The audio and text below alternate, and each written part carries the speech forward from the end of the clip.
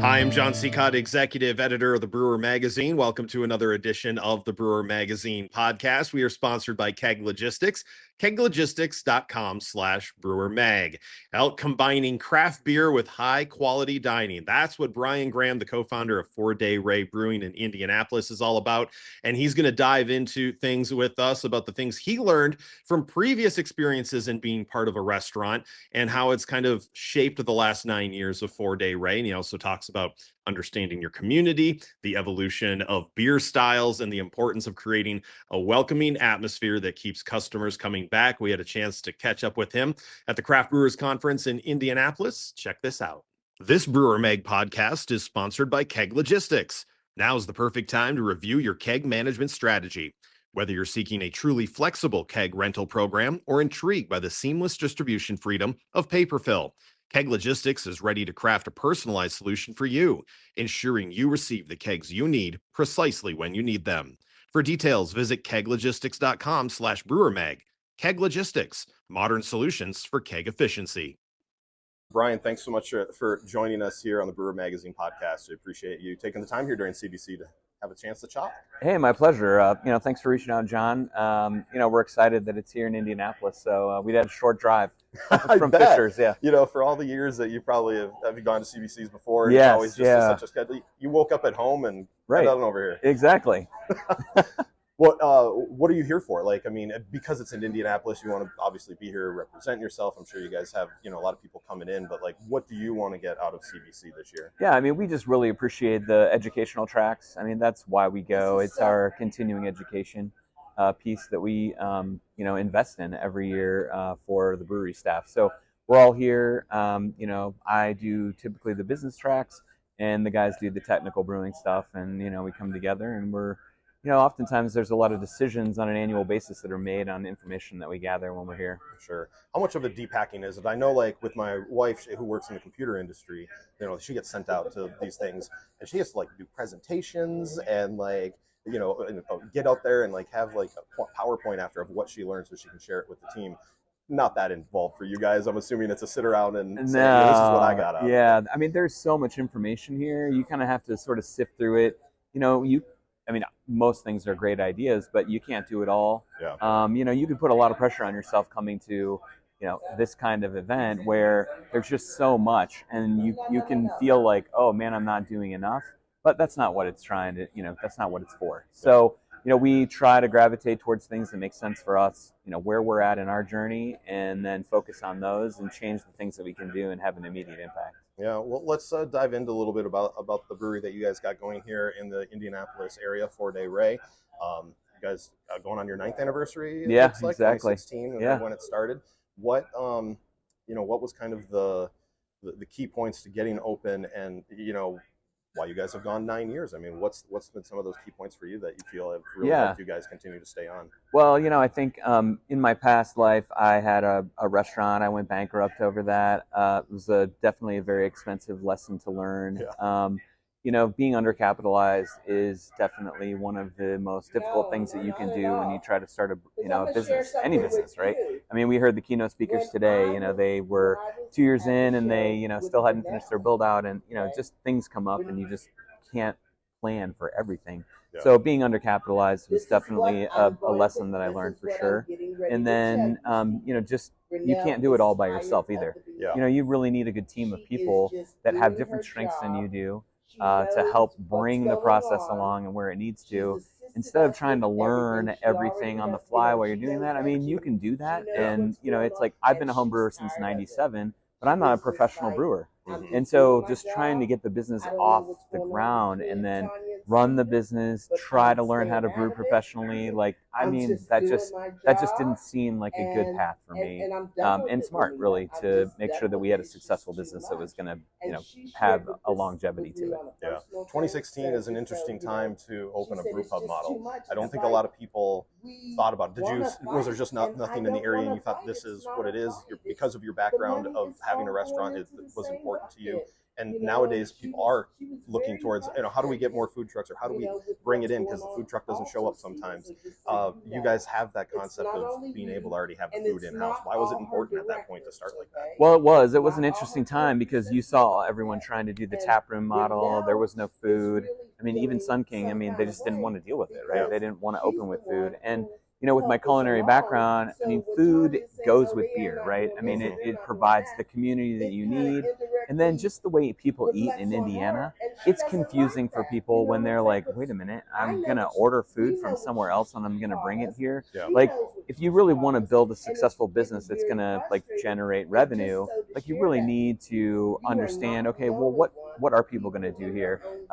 Similarly, what Trillium talked about earlier, Right. It's like creating an experience. And if you just have, a tap room with, just nothing really other than some bar games and whatever, that's probably not going to appeal to a wide audience. Where if we just work on focusing on making the beer, pairing that with really good food, having good service, you're probably going to transcend just, oh, it's a brewery, because we carry wine and we carry spirits, because we know not everybody wants beer. And, we've had similar stories to what they were talking about, people getting engaged at our place. We've had a wedding there, people having their first date. I mean, those are really cool stories. That it's really cool to know that we've created that place where people can just enjoy themselves. How important is the food to you? Like, I mean, it's not just bar food. I think a lot of times people do think that right away. Like, oh, we'll get, pizza's great, Right. Looking at how you guys are set up, just looking online, like, you guys are a high quality restaurant, as well as making sure that the beer goes well with it. Right.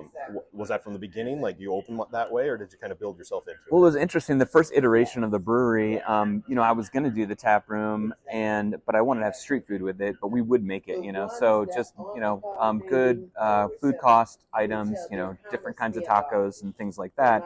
And then once it started to materialize that we weren't going to do like an industrial, type atmosphere, then I told my business partners, I'm like, guys, look, I mean, we're going to need a restaurant.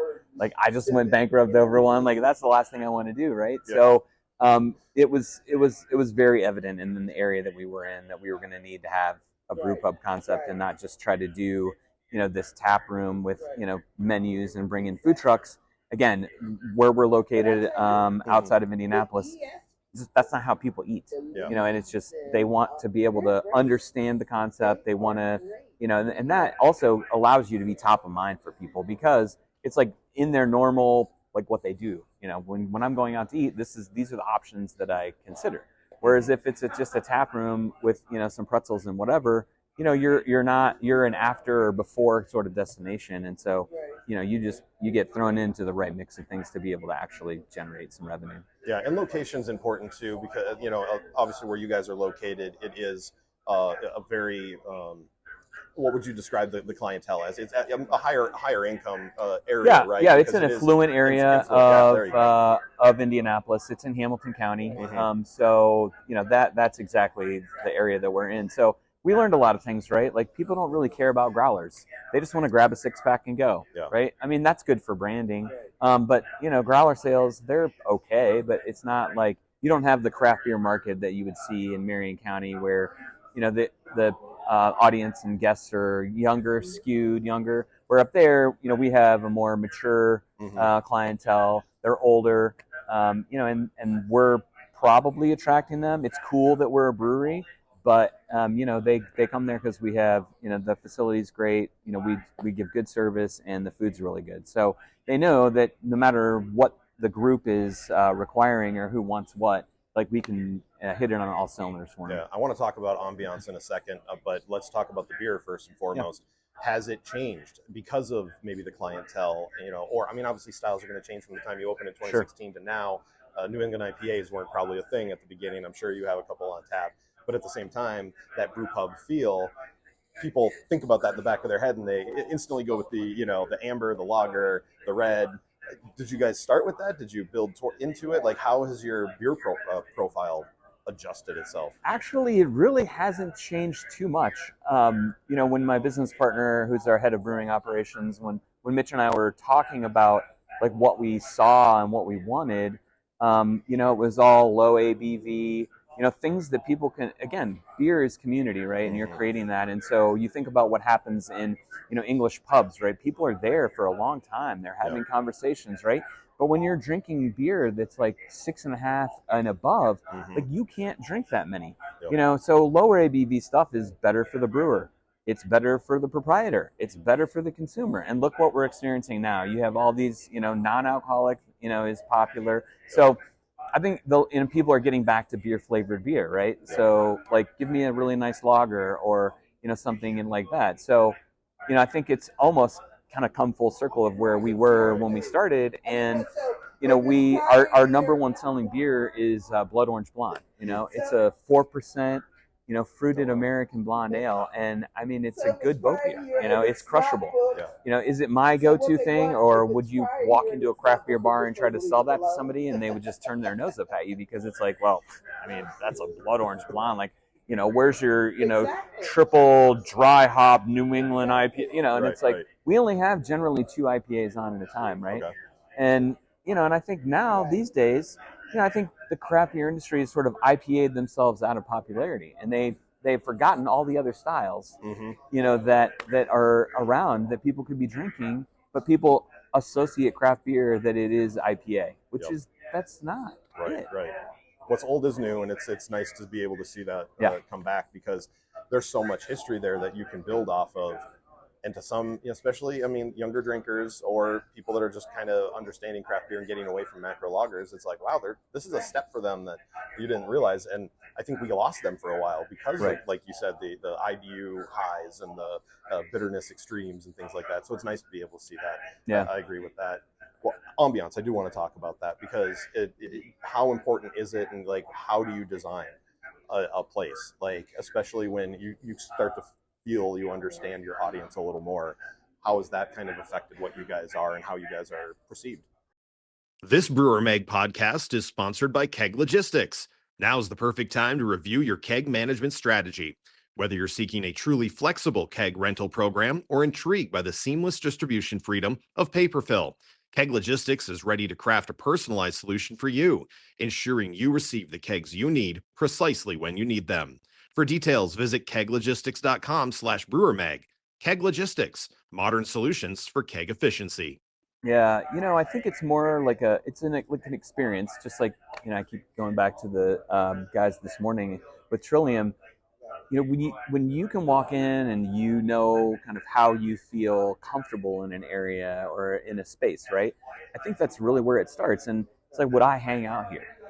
Do I, does this resonate with me? Like, and just asking those questions. And I think that if you're the one designing it, right? So you're going to be way more critical than, someone walking in. But if you can create a space that's warm, inviting, that feels comfortable for people, not too pretentious, but just like, it's a nice space that you want to be in. Yeah. Like, we have the number of ladies that come in to our establishment is just mind-boggling. And if you have women coming into your establishment and you have menu items that appeal to them, they're just going to bring everyone else with them. And like, we're talking groups of ladies, and not just younger ladies. Like, we get it's the 65 plus group. We have a group that's a regular there. We call them the lunch bunch, and these ladies, they're probably all at least over 68 to 70. Oh, wow. And they sit at the bar, and they're Mug Club members, and I mean, it's awesome to see.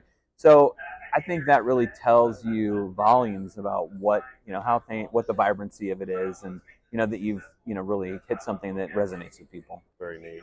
Well, how about the fact that you guys went, I think it was just last year, a year and a half ago, you guys opened up a second location, right? Correct. Yeah, that was last year. Last year, so in 2024. How's it going, first off? Like, are you learning new things, or did you kind of build that to be like, we started here, now it's Noblesville, right?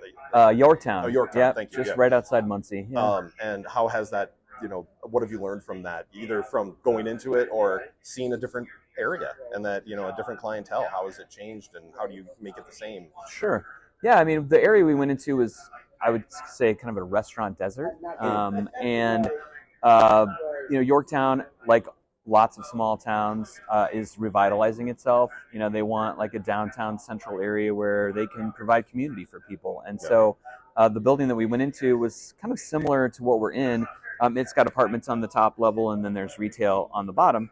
And the town really wanted us there. So again, that relationship was really important in Fishers because the city was really involved in helping us get there. Yeah. Same thing with Yorktown; they really wanted us there, and so they really helped and wanted us to be successful. So I would say with the smaller town, it's tough, right? People are really ingrained in their patterns of whatever they're doing in their daily lives, and you have to break that down. And I would say that just the general population there is a little bit older. Yeah. So just figuring out, well, how do we communicate, right? Maybe social media isn't necessarily the way. Like I did a direct mail piece. Oh, wow. I can't even tell you the last time that I did traditional marketing like that, but it was effective, and people. I mean, it brought some business in. So we're learning some lessons. It's slow going, but I think the longevity and just people knowing that we're invested in the community up there, similar to what Sure. we've done in Fishers, they can see the impact that we're making. And we have hardly had any turnover from our management staff up there. So when people come in a small town, it's really important for them to see the same people all the time, right? Yeah. And that's what makes it feel comfortable, and that's what they can kind of buy into, that we're not just up there just kind of, just money grabbing or whatever. So I'm assuming the across the bar sales are very key for you guys. Do you have distribution anywhere? How does that play into just the overall model of the business? Yeah, so I mean, we would call it a hybrid model. Mm-hmm. I would say we would thought that distribution was going to be a little bit more significant than what it is in our model right now. But we cover probably about 3/4 of the state. Okay. We work with bud distributors. We like their network. It fits with the way we do business. Yeah. They're just real, upstanding guys. They're local to their area, so it helps, right? Because they know the area versus you got someone who's just covering the whole state. I mean, they don't necessarily know all the places where they're distributing their beer. So that works out. And I would say there's definitely shelves are shrinking. We've seen it, and we try to be smart with the resources, and we don't necessarily have a full-time salesperson out, just because that person has to sell a lot of beer to pay for themselves. Right. And the distribution model, I mean, it's just tough right now. And just to have that as your sole revenue source, I think would be extremely difficult and lots of stress. Sure. Yeah. And I mean, across the bar obviously is a much better profitability. Than exactly. Which is the the driving force here. Are you happy with what you are doing right now? Like, is there things that you want to change that you see, whether it's how to increase sales in the tap room, how to boost distribution? Seems like you're not that's fine with what you're at. Is that how do you get more butts and seats to buy one more beer every time that they're there? Right. I would think the location that we have in Fishers right now, what it is missing is that large kind of communal area where, like I'll use the term beer garden, but in the restaurant and the space that we have, I mean, we really need to turn tables, right, so that we can monetize the revenue that we're generating. So we don't really have any space for people to come in and like take up a table of 12 for people to have 2 beers over 3 hours and just sit there and occupy space. Sure. And so, that's tough at Fishers. And I think, the next location that we have, that's probably something that we would like to build in, to have that there. And I think it's going to need to be the right location to be able to, to draw people in that are interested in that kind of thing, right? Yeah. Whereas if our location was in Marion County, I mean, that would be a no-brainer. We would need, places to hang out, just like Guggenheim House does. I mean, that space is great, right? Yep. But that's one thing that we wish we had at this point. But yeah, I mean, there just really isn't anywhere to do it there, and that's more of an experience, right? Because then you can have live music out there, and you can have more of a festival type feeling. But that's just lacking where we're at right now. So, but yeah, nice. I always like to end things with some fun off-the-wall questions, get to know you a little bit, and I don't have them in front of me, so I'm just going to make some up off the top of my head that I can remember from previous podcasts. You a coffee drinker? I am. All right. Are you? How do you take it? Why do you take it that way? And is cold brew in play for you? Yes. So I take it black. Okay. Generally, it's too hot for me, like volcano hot, and I want to be able to drink my beverage. So I'll usually have 2 to 3 ice cubes Okay. in the coffee to help just cool it down so I can drink it immediately. I do love nitro cold brew. Okay. It's like, and I take that black as well. And I like the flavor of coffee, and so like just anything else in there is just getting in the way of the roastiness of the coffee. I'll do half and half every once in a while, but I try to lower or I try not to eat or consume any other sugar besides the beer that I drink, because I already drink enough beer. So having like the macchiato, caramel, blah blah blah, that's not for me. I am like barely fill the bottom of the cup with a creamer, like just a plain creamer, like maybe vanilla flavor or something like that. I've actually gotten to the point, I didn't know it could do this, but like those like 128 ounce creamer bottles, the top can get moldy. And I found out the hard way when I was like, why does this taste weird? Because that's how slow it takes me to drink. Like, oh my gosh. So now I have to order. It's like, cost effectively to buy it. And I'm like, no, because it's like gross. I have to like clean the top now. But I'm the same way where with heat. And actually, it was on a previous podcast when we talked about this. Is for the first time I was standing there and I poured my coffee. My wife likes it hot, so it's always hot, and then I have to wait. And I saw the food temperature thermometer, and I'm like, I'm going to see what and it was like 155, 160 degrees or something like that she pours it out. And then my sweet spot, 120 to 125. Yeah, that's probably like right on. And when you said the ice cubes, I mean, when we're out to eat at a diner or something like that and they pour you coffee, I'm like, okay, well now this is going to sit here until the end. So I usually order a water, spoonful of ice cubes, and I can finally drink it. And it's like, I've never understood. I get why they're these tiny little 8-ounce cups, but that's 3 sips for me. Like, you better just keep coming back. Or just put the craft right here. Please do. Yes, exactly. So let's see. What else can I think of off the top of my head? I've always had some good ones. You're a home brewer, so maybe this would be a fun part. Like, if you're on a deserted island. Yep. And obviously you don't have you have experience in brewing, but you don't have master pro brewer type of experience. Yep. How would you go about trying to make alcohol to, safe drinking water, something sustainable to drink? Could you be on a deserted island? Could you figure out a way to make beer? What would you do? I could make a fermented drink, probably out of coconuts or any sort of indigenous fruit that was there. Probably grain is not going to be necessarily available, but I could find something to ferment and then just do a wild ale fermentation and experiment just that let way. It sit there to see. I think it would be interesting. I guess it depends on the island too as well, but yeah, that would that be a key point? Because I think having that knowledge, we know that people got sick because they were drinking bad water. At least we have that, if we make a fermented product, we might get drunk, but at least we won't get sick. Yeah, right, exactly. Yeah. I don't feel so good in the morning, but man, I'm healthy, I don't have dysentery, and I'm not gonna die. Yeah. Yeah. Well, let's bring it back to beer to end things off. What is a brewery that either you wish that you had started, a beer that you wish you would have made, and as just that entrepreneur side of you, wow, that was great, and I wish I could have been them. So there is a brewery in Grand Rapids, Michigan, called the Brass Ring. Oh yeah. And they are they're certified by Camera, and so they do cask ale, for real ale.